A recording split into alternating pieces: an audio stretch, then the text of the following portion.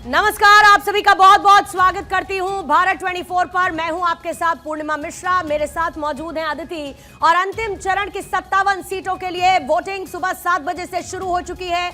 9 बजे तक का वोटिंग टर्नआउट 11.31% का आ चुका है। और इसके साथ ऐसे बड़े बड़े चेहरे जिनकी किस्मत आज ईवीएम में कैद हो रही है। आगे बढ़ेंगे, मेहमानों से करेंगे चर्चा, लेकिन उससे पहले चलते हैं मेरी सहयोगी साक्षी के पास, हमारे इस खास तैयार किए गए स्टूडियो में। साक्षी, ओवर टू यू। बिल्कुल पूर्णिमा, आज बेहद अहम दिन, क्योंकि आज आखिरी चरण के लिए वोटिंग हो रही है और ऐसे में सबकी नजरें आज इस वोटिंग पर टिकी हुई है। आपको बता दें कि आज कई सारे अहम दिग्गज हैं जिनकी जो सीट्स हैं उनके ऊपर वोटिंग हो रही है, चाहे वो अनुप्रिया पटेल हुई, राजभर हुए, राघव हुए या फिर भगवंत मान हुए। इससे पहले हम दिखा भी रहे थे किस तरीके से अनुराग ठाकुर के द्वारा भी अपना वोट कास्ट किया गया और एक अहम मैसेज जनता को दिया गया। सभी लोग इस वक्त ट्वीट कर रहे हैं और अपने पोस्ट पर यही बता रहे हैं कि अपने जो अधिकार है उसका इस्तेमाल करिए और अपने मताधिकार का इस्तेमाल करते हुए ज्यादा से ज्यादा वोटिंग करिए अगर आपके क्षेत्र में वोट डाले जा रहे हैं।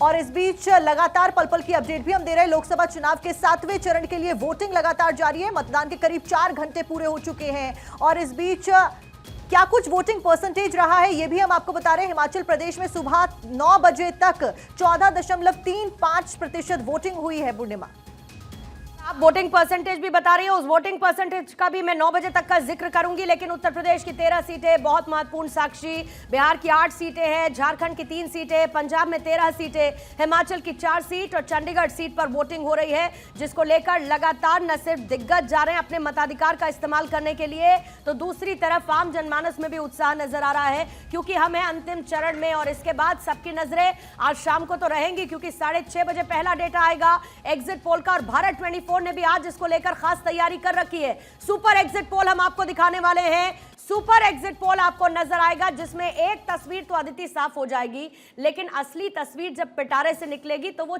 4 तारीख को निकलेगी, यानी कि चुनावों के नतीजों के दिन। अगर आज मैं बात करूं तो सबसे पहले आप ही के साथ इसी सवाल के साथ शुरुआत करूंगी। बाकी मेहमान भी हमारे साथ मौजूद हैं। सिद्धार्थ यादव अब से थोड़ी देर बाद बीजेपी के प्रवक्ता हमारे साथ जुड़ेंगे। अश्विनी मिश्रा राजनीतिक विश्लेषक हमारे साथ मौजूद हैं। संजय राणा जी पॉलिटिकल एनालिस्ट हैं। मनीष गुप्ता जी राजनीतिक विश्लेषक के तौर पर हमारे साथ मौजूद हैं। आप सभी से चर्चा करूंगी, लेकिन सबसे इंपॉर्टेंट टेक अवे इसीलिए क्योंकि अदिति 6 फेजेस हम लगातार कवर करते आए। हमने ये देखा कि किस तरीके से वोटर उदासीन था, लेकिन फिर जैसे जैसे बीतता गया समय वोटर में एक उत्साह नजर आया और वो वोटिंग परसेंटेज के तौर पर भी रिफ्लेक्ट हुआ। मैं ये जानना चाहती हूं कि जिस तरीके से मुद्दों का बदलाव हुआ, आपको लगता है कि उसने वोटर के मन में भी उत्साह भरा कि नहीं, ये मुद्दे तो हमारे जैसे हैं और हमको इन मुद्दों के आधार पर निकलना चाहिए और वोटिंग राइट को एक्सरसाइज करना चाहिए? पूर्णिमा, आपने बहुत सही कहा कि उदासीन भी रहे, क्योंकि हम हर जगह गए। पूर्णिमा, आप भी गई, हम जमीन पर गए और आखिर तक भी जब पहुंचे, जब हम कंगड़ा गए, हिमाचल प्रदेश तक आखिर में होके आए, तो यही चीज निकल कर आई कि वोटर पहला उदासीन है, दूसरा भयंकर गर्मी है। अब ये तर्क होता है कि हर बार इतना गर्मियों में चुनाव होते हैं, लेकिन इस बार की गर्मी प्रचंड है और वो लोगों पर हावी हो रही है। इसीलिए आज भी आप देखेंगे कि 12 से 4 के बीच में वोटिंग परसेंटेज डाउन होगा, 12 से 4 के बीच में लोग घर से नहीं निकलेंगे। दूसरी बड़ी बात है, चाहे आप कश्मीर से कन्याकुमारी चले जाइए, लोकल मुद्दे ही हावी हैं। इस बार आप पंजाब में जाइए, आपको वहां पर लोकल मुद्दे ही दिखेंगे, पार्लियामेंट के चुनाव में भी। और तीसरी बड़ी बात है कि आज उसका पटाक्षेप, हम माने या ना माने, जो आपने जिसका जिक्र किया एग्जिट पोल्स जो आज होने वाले हैं, माने या ना माने, पर एग्जिट पोल का इंतजार देश के 140 करोड़ लोगों को है। वो ये जानना चाहते हैं कि जो हवा है, क्योंकि इस बार किसी को समझ में नहीं आया। बस एक पार्टी को नहीं है लेकिन आज इंतजार, क्योंकि वो अपने प्रवक्ता भी नहीं देंगे आज एग्जिट पोल के दौरान। उस पार्टी को इंतजार नहीं है या वो एग्जिट पोल में शामिल नहीं होना चाहते, और हो सकता है कि ऑलरेडी सरेंडर भी कर दिया हो, क्योंकि तमाम तरीके की बातें। पर ये बहुत रोचक बात आपने कही, एक पार्टी को इंतजार नहीं है, लेकिन नहीं, मैं कंफ्यूज्ड हूँ, उनको इंतजार है या इंतजार नहीं है। और अगर इंतजार नहीं है तो इसीलिए वो अपने प्रवक्ता नहीं चाहते कि शामिल हो एग्जिट पोल की चर्चा के दौरान, या फिर इंतजार है फिर भी नहीं चाहते कि हम अपने प्रवक्ता मैं सिर्फ ये कहूंगी कि offence is the best defence.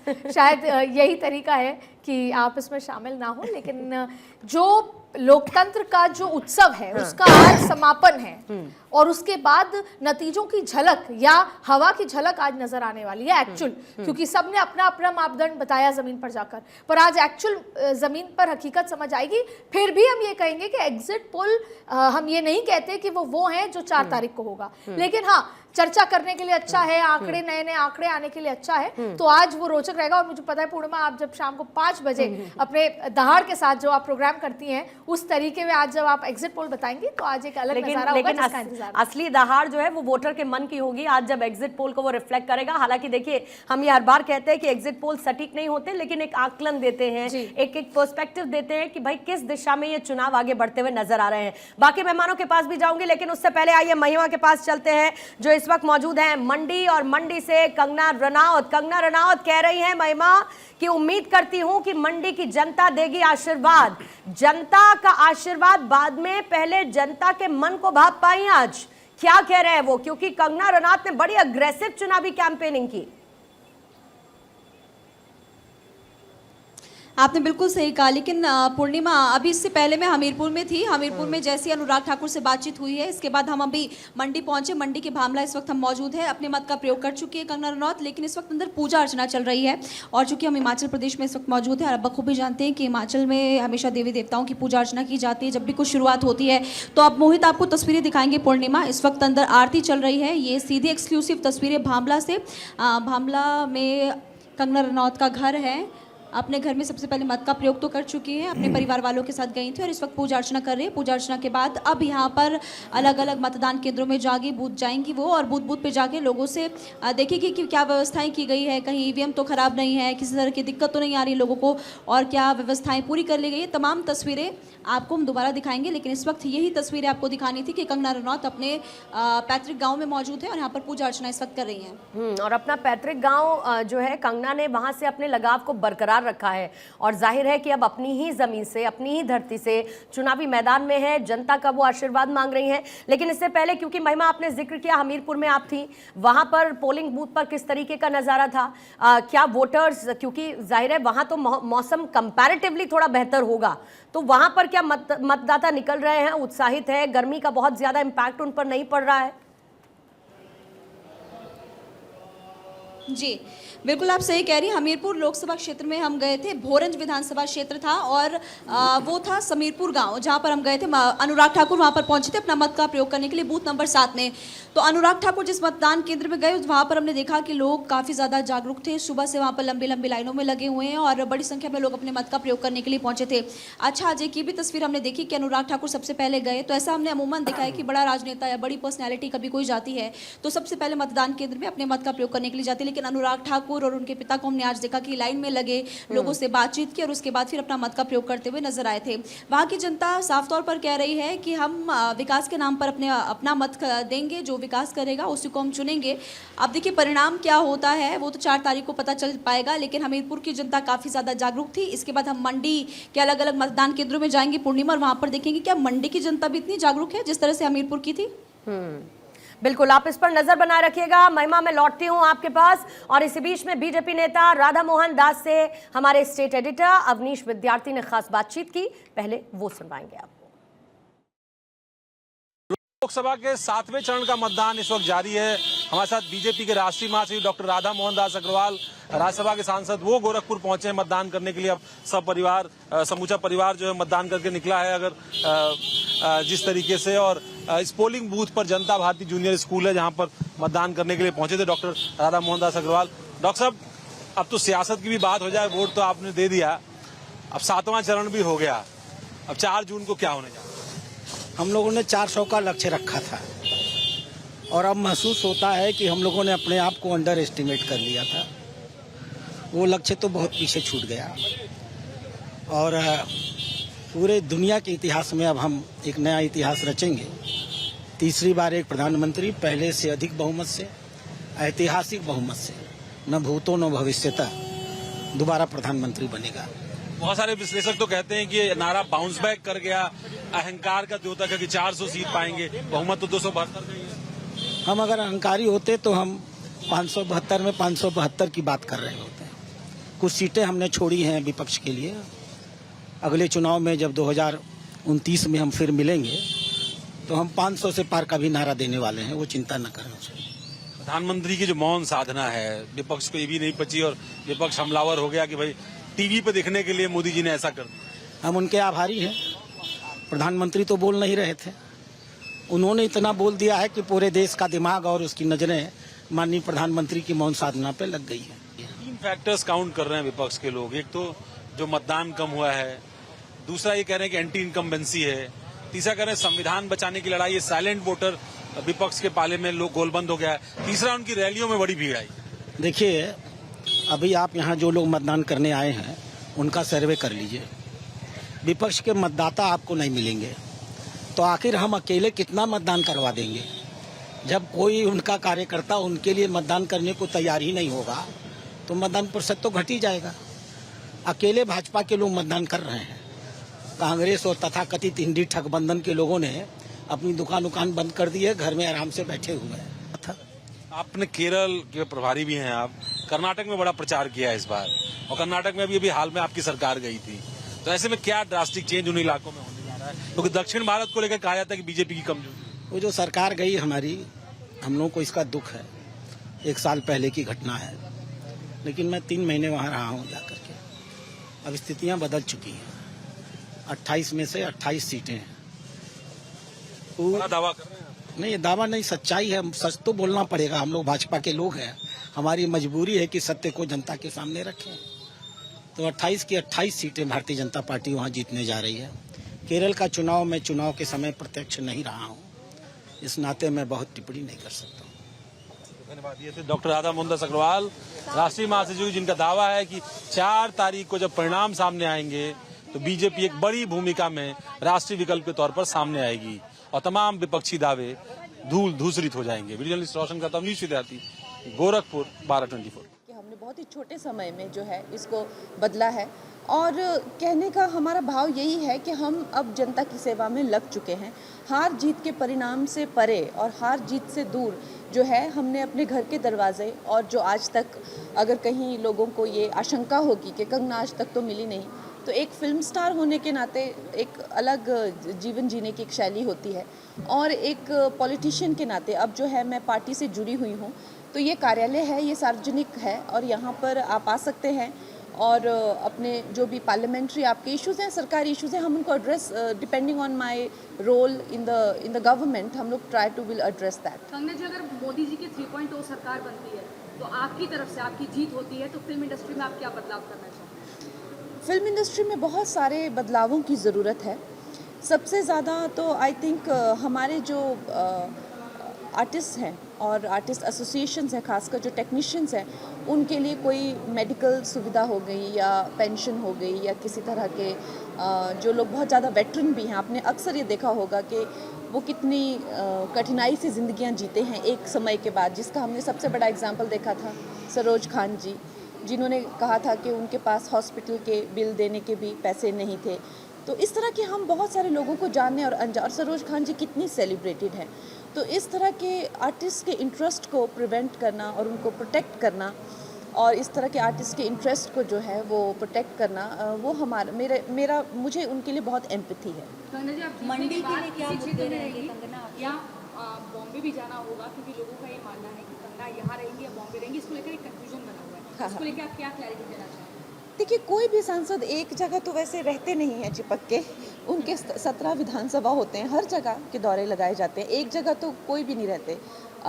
अगर आप सांसद हो, आपका एक बहुत बड़ा क्षेत्र होता है, जिस क्षेत्र के अंडर मेरे क्षेत्र के जो है वो अंडर 17 विधायक हैं, तो वो विधायक भी एक ही गांव में नहीं रह पाएंगे। सोचो अब वो भी कितने गांव के जो है चक्कर लगाते हैं एक विधायक, तो एक सांसद जिसके साथ में 17 विधायक हैं, तो मैं हर क्षेत्र के दौरे करती रहूँगी, और साथ में मुंबई में भी मेरा घर है, तो आना जाना तो रहेगा। जम्मू कश्मीर से आता हूँ, 370 हटाया गया, वो पूरे जम्मू कश्मीर में नहीं बल्कि पूरे इंडिया में जहाँ जहाँ रैलीज हुई हर जगह पे इसका वर्णन हुआ। राम मंदिर का निर्माण भी हो गया, 370 वो भी हटाया गया, CAA भी लागू हुआ।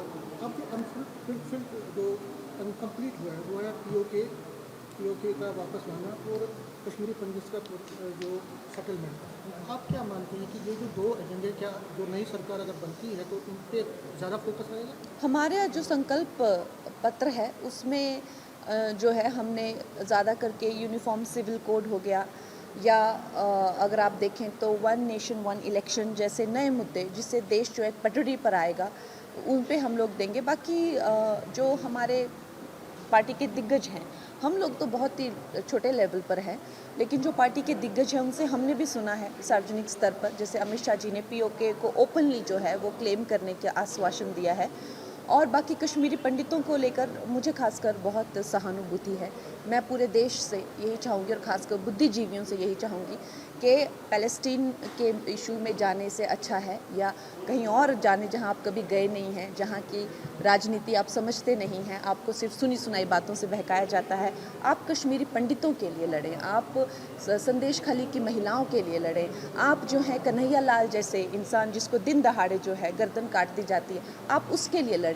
चूज़ योर बैटल्स, नहीं तो हमारा देश आगे बढ़ने तो बढ़ेगा, उसको इतनी पावर और एम्पावर करेंगे, आगे बढ़ने से ज़्यादा जो है वो भटक जाएगा। इसलिए चूज़ योर बैटल्स वाइजली। देखिए, सरकार भी तभी कोई काम कर सकती है अगर उसमें जनमत हो। तो जैसे आपने मुहिम चलाई है अलग अलग चीज़ों के लिए, कश्मीरी पंडितों के लिए मैं चाहूँगी बुद्धिजीवियों को कि उनके लिए मुहिम चलाएं।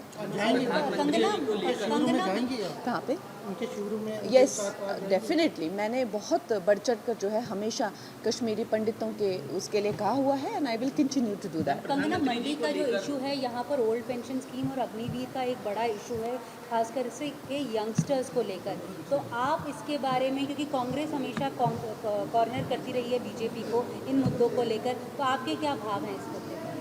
देखिए, हर जो एक देश होता है जिसकी इतनी आबादी है, जैसे पिछली टर्म में हमारे प्रधानमंत्री 120 करोड़ बोलते थे, अब 140 करोड़ बोलते हैं, तो नेचुरल सी बात है कि यहाँ पर आबादी जिस स्तर से बढ़ रही है उस स्तर से जो है एक सरकार जिसके अभी सेकंड टर्म ही हुई है उसके लिए रोज़गार जुटाना जो है एक अपने आप में ही उनको कई इनोवेटिव तरीक़ों से आना पड़ेगा। अब मुझे एक मिनट दीजिएगा, मैं आपको समझाऊंगी कि इज़राइल जैसे जो देश हैं वहाँ पर आर्मी में जाना जो है वो कंपलसरी होता है, वो कोई करियर या कोई फ्यूचर या जॉब नहीं, आर्मी ट्रेनिंग होना, ताकि जो लोग, जैसे हमने देखा है कि पंजाब में जो है ड्रग्स हो गए या ड्रग्स माफिया हो गए, की पूरी गाँव जो हैं वो विधवाओं के हैं, नस्लों को जो है खोखला कर दिया गया है।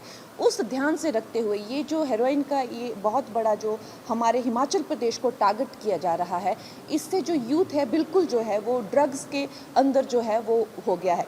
छोटे उम्र में यूथ को एक डायरेक्शन देना, उनको एक ट्रेनिंग मिलना, एक अगर आप कहें तो मैं इन दोनों को कंपेयर नहीं करूंगी, जैसे हमारे छोटे शहर की बेटियां जब कोई ब्यूटी कॉन्टेस्ट में जाती हैं उनको स्टाइलिंग टीम जो है वो ग्रूम करती हैं, यहाँ आकर वो चाहे अपना कोई बुटीक खोले या कोई ब्यूटी पार्लर, उनके लिए एक व्यवसाय बनता है। उसी तरह से जब एक युवक को जो है एक मेंटल, फिजिकल और ट्रेन किया जाता है, पूरी तरीके से सशक्तिकरण उनका किया जाता है। तो आप सुन रहे थे कंगना रनौत को। कंगना रनौत जो कि रियल लाइफ में इस पॉलिटिकल कैरेक्टर को निभा चुकी हैं, अब रियल लाइफ में इस कैरेक्टर में एक पॉलिटिकल लीडर की तरह, एक कैंडिडेट की तरह चुनावी मैदान में है। आपने सुना ओपीएस से लेके तमाम मुद्दों पर उन्होंने बात की कि किस तरीके से ये मुद्दे इम्पैक्ट करते हुए नजर आ रहे हैं और जनता से आशीर्वाद की मांग तो खैर वो कर ही रही हैं। बहरहाल आइए चर्चा में आगे बढ़ते हैं और शुरुआत अश्विनी मिश्रा जी आप ही के साथ करूंगी, क्योंकि आज के अगर मैं चुनावों की बात करूं इस लास्ट फेज में, ओवरऑल सबको काउंट कर लेते हैं, अब तक के हुए कुल मिलाकर 7 फेज जिसमें आज का इंक्लूडेड है, सबसे ज्यादा आपको क्या लगता है? क्योंकि ऐसे 3 से 4 मुद्दे रहे जिसके इर्द गिर्द पूरा चुनाव घूमता हुआ नजर आया, लेकिन इंपैक्टफुल क्या रहा और उस इंपैक्ट के साथ पार्टीज की पोजीशनिंग आपको क्या नजर आती है? इस देश में चुनाव हमेशा 3 मुद्दे जरूर हर बार चुनाव में होते हैं, रोजगार, भ्रष्टाचार और एजुकेशन। ये तीनों कोर मुद्दे हमेशा से रहते हैं, शिक्षा, रोजगार और भ्रष्टाचार। और मुझे लगता है भारतीय जनता पार्टी इन तीनों मुद्दों में कहीं ना कहीं पीछे रही है। यही कारण है कि जो भारतीय जनता पार्टी का वोटर था वो थोड़ा हताश था और वोट करने नहीं आया। ये आप देखेंगे तो लो वोटिंग परसेंटेज का कारण भी कह सकते हैं। और यही भारतीय जनता पार्टी की 4 तारीख को हार का कारण बनेगा। नहीं, लेकिन शिक्षा का जिक्र किसने किया? किसी ऑपोजिशन पार्टी ने किया क्या शिक्षा का जिक्र? बिल्कुल, आप कांग्रेस का मैनिफेस्टो देखें, वहां पर नीतियां देखें, उनके आप एम्प्लॉयमेंट की रैलीज बात में कर रहे सुनाई हैं, दिया क्या एजुकेशन की आपको बात शिक्षा कर का रहे जिक्र, सर? हैं, अरविंद केजरीवाल का 10 पॉइंटर मैनिफेस्टो नहीं, देखें, रैलीज वहां में पर जिक्र सुनाई हुआ देता इनका, है। शिक्षा का जिक्र रैली में हुआ क्या? शिक्षा एक ऐसा विषय है जो हर घर में हर किसी के बच्चे हैं, हर किसी को शिक्षा की जरूरत है, तो उसका एक कॉमन एजेंडा है। उसको आप बार बार चिल्ला के ना भी कहें तो भी वोटर फील करता है, क्योंकि जब वोटर को आप सिर्फ राशन देकर घर में बिठा देंगे, कोई एजुकेशन नहीं देंगे, कोई सुविधा नहीं देंगे, सिर्फ खाने को दे देंगे और उसी को आप अगर विकास बोलेंगे, तो मुझे लगता है संजय राणा जी, कि देश राशन से बड़ी इसका जवाब समस्या, देगा। राशन से बड़ी समस्या, राशन क्यों दे रहे हैं? राशन मत दीजिए। देखिए, समस्या ये है कि आपने देखा होगा कि जब स्टार्टिंग हुआ तो बोले तो राशन क्यों दे रहे हैं खुद, और उसके कुछ 2 या 3 चरण हो गए, उसके बाद ही खुद ही राशन पे आ गए थे कि हम ये 5 किलो दे रहे हैं, हम 10 किलो देंगे। भाई साहब ने बहुत अच्छी बात कही कि हमारा जो देश का चुनाव होता है बेरोजगारी, एजुकेशन और एक भ्रष्टाचार पे होता है। सिर्फ एक चुनाव भ्रष्टाचार पे हुआ था, और 1989 का, जिसपे कहीं ना कहीं वीपी सिंह साहब एक नैरेटिव सेट करने में सक्सेसफुल हुए थे भ्रष्टाचार के खिलाफ, इससे राजीव गांधी साहब की सरकार चली गई। जहां तक मुद्दे होते हैं कि बेरोजगारी पे, तो बेरोजगारी को समझने की जरूरत है। अगर हम 90 के दशक की चर्चा करें और 2024 के दशक की चर्चा करें, तो पॉपुलेशन में बहुत बढ़ोतरी हो गई है। पॉपुलेशन तकरीबन हम कहते हैं 60-70% बढ़ चुका है। लेकिन अब अगर मैनिफेस्टो की चर्चा कर रहे हैं, सिर्फ 30 लाख जॉब की बात करते हैं जो गवर्नमेंट की जॉब है। 30 लाख में हर डिबेट में बोलता हूँ, 30 लाख मल्टीप्लाई बाय 6, अरे भाई 1.5 करोड़ में तो देश नहीं चलेगा ना। 142 करोड़ की जनता है, तो उसके लिए आप क्या कर रहे हैं? उसमें संजय राणा जी, 30 लाख जो वैकेंट जॉब्स हैं उनकी बात कर रहे हैं। लेकिन एक भ्रम की स्थिति क्यों है संजय राणा जी? जब रोजगार की बात होती है तो उसमें स्वरोजगार को बाहर क्यों कर देते हैं? देखिए, स्वरोजगार के अवसर अगर सरकार ने मुहैया कराए और वही स्वरोजगार लेने वाले या स्वरोजगार को सृजित करने वाले अपने अंदर 10 लोगों को रोजगार देते हैं, तो उसको एक अलग उसको नेग्लेक्ट क्यों कर दिया जाता है? मेरा कहने का ये मतलब है, उस कैटेगरी में नहीं है क्या? ये मैं इसको 2 तरीके से रखता हूँ। देखिए, मैं जब 2019 का चुनाव हुआ था, उससे पहले तक मैं जॉब करता था। मैं अपना एग्जांपल भी दे रहा हूँ।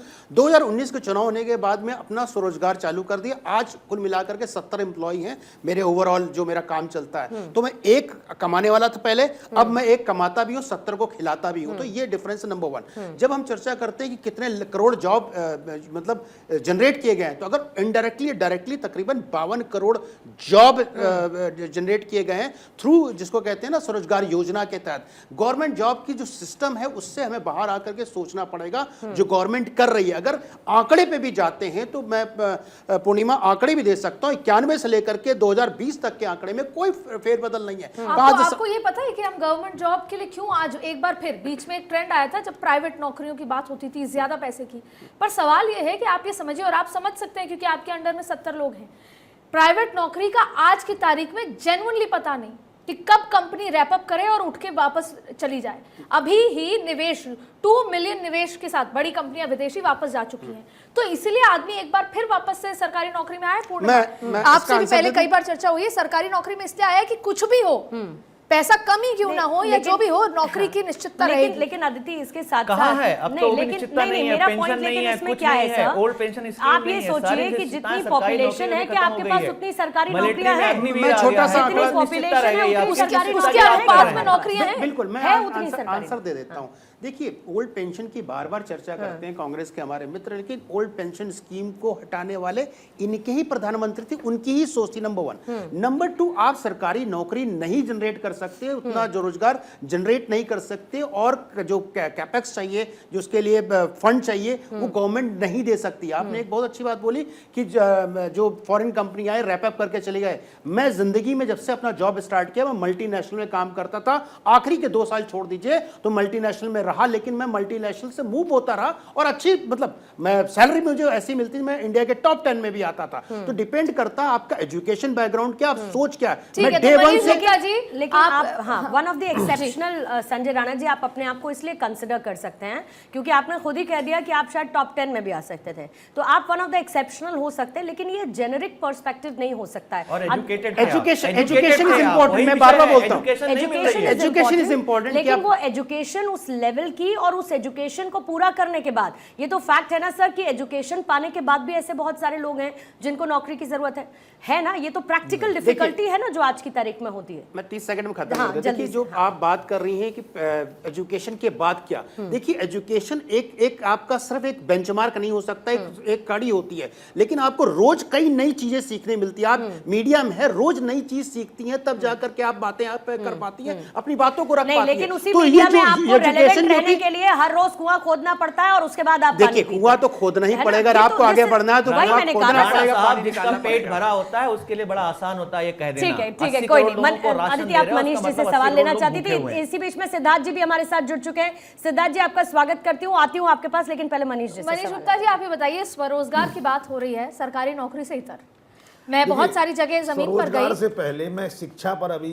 हाँ, लेकिन एक बार आप मेरी पूरी बात इसलिए सुन लीजिए क्योंकि आप फिर शिक्षा के बाद उस पर आइएगा। मनीष जी, बात यह है कि टूटू समझते हैं ना, जो रिक्शा चलता है आजकल, बैटरी रिक्शा, बर्गर बनता है, चिप्स बनते हैं, पकौड़े तलते हैं, ये तमाम चीजें होती हैं। इसको आप रोजगार में मानते हैं क्या? चाहे उसने बीए किया हो और उसके बाद वो चला रहा हो, वो एंटरप्रेन्योर है, वो खुद का सेल्फ बिजनेस स्वरोजगार कर रहा है, या वो सेटल्ड है लाइफ में? आप ये बता दीजिए। देखिए, सबसे पहले शिक्षा की बात करता हूँ। जो अश्विनी भाई ने बड़ी अच्छी बात कही कि मुद्दा शिक्षा है। सच्ची बात है, इस देश में मुद्दा सिर्फ जाति है। हर चुनाव, चाहे वो नगर पालिका से लेके जो लोकसभा का हो, जाति सबसे महत्वपूर्ण होती है।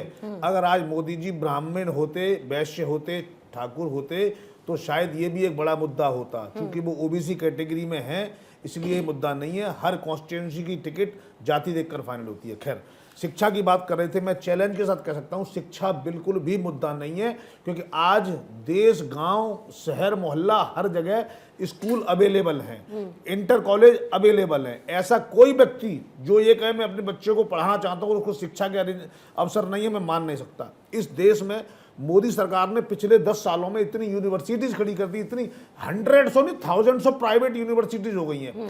तो शिक्षा बिल्कुल भी समस्या नहीं है, टेक्निकल एजुकेशन में समस्या नहीं है। अब आते हैं बात रोजगार वर्सेस जॉब की। अब देखिए फर्क क्या है, मैं बताता हूँ। मेरी सोसाइटी में एक व्यक्ति रहते हैं, वो 85 ईयर्स के हैं, उनकी पत्नी भी जिंदा है। तो जितने साल उन्होंने जॉब की, उससे ज़्यादा साल वो रिटायरमेंट पे हैं और वो पेंशन पा रहे हैं। उनमें से मानो अगर उन्हें कोई समस्या होती है, उनकी पत्नी को भी जब तक जिंदा है पेंशन मिलेगी। ये सबसे बड़ा सुख था। और दूसरा बड़ा सुख था कि सरकारी जॉब में रिलैक्स था। आप एफिशिएंट हैं, एफिशिएंट नहीं है, आप काम करते हैं, काम नहीं करते, कितनी भी छुट्टी मारे, आपकी जॉब की सिक्योरिटी खत्म नहीं थी। इस वजह से क्या हुआ, सरकार एक सफेद हाथी बनती जा रही थी। देखिए, government is not for business, it is only for the governance. ये मॉडल पाकिस्तान में नहीं था। तो पाकिस्तान की सरकार में आज स्थिति है कि पैसे नहीं है सैलरी देने के लिए भी। ठीक, जो 30 लाख की जॉब की बात है कि 30 लाख जॉब भरनी है, सच्चाई ये है, ये 30 लाख जॉब सालों से क्यों खाली हैं? क्योंकि लगातार जगह जगह प्राइवेटाइज होता गया। जगह जगह जैसे मानो ऑडिटर्स रखने, तो ऑडिटर्स बाहर से रखे गए। मानो कोई पुल बनाने हैं, तो पुल बनाने के लिए टेंडर डाले गए। तो जहां पूरी की पूरी टीम थी, वो टीम उन्होंने नई अपॉइंट नहीं की। तो ये 30 लाख की बात है, ये फर्जी है। तो आप बताइए, बेहतरी के लिए हुआ है देश की जनता के लिए या उनके नुकसान के लिए हुआ? देखिए, निश्चित रूप से बेहतरी के लिए हुआ है। अगर आप देखते हैं आपके शहर में एयरपोर्ट आ गया, अगर आपका मनीष जी, मिसा भारती को सुनेंगे जरा। घरों से निकले और अपने अधिकार का प्रयोग करें, मत डालें। और ये देश का चुनाव है और वो अपने मुद्दों पे, जो जनता का मुद्दा है, उसके लिए वोट डाल रहे हैं, क्योंकि अंतिम चरण का चुनाव है। आज आपका भी चुनाव है। बिल्कुल, मेरा भी सुबह से, हम भी अपने क्षेत्र में ही हैं और अभी फिर वही वोट डाल के फिर वही जा रहे हैं। फीडबैक मिल रहा है? बहुत अच्छा, बहुत अच्छा है। उत्साह है, बहुत ज़्यादा उत्साह है। और इंडिया गठबंधन के प्रति जनता में काफ़ी उत्साह है, क्योंकि ये उनके जनता के मुद्दों का चुनाव है और इंडिया गठबंधन जनता के मुद्दों को लेकर के चुनाव के बीच है। हम उनकी बात कर रहे हैं, लेकिन देश के प्रधानमंत्री जी तो क्या बात कर रही है, ये जनता बहुत अच्छे से समझ रही है। और इस बार जीत पाटलिपुत्र क्षेत्र की जनता की जीत होगी, मीसा भारती की जीत नहीं। 10 साल से इस क्षेत्र की जनता त्रस्त है, देश के प्रधानमंत्री से भी और स्थानीय सांसद महोदय रामकृपाल यादव से भी। दिल्ली में भी आज मीटिंग है इंडिया अलायंस की। बिल्कुल, आज एक बैठक, क्योंकि अंतिम चरण का चुनाव है और वो बैठक आयोजित की गई है शाम को। मुझे समय का जानकारी नहीं, लेकिन शाम को है। तो एक तरह से उनकी समीक्षा भी करेंगे कि पूरे 7 चरण में कैसे हुआ, क्या हुआ।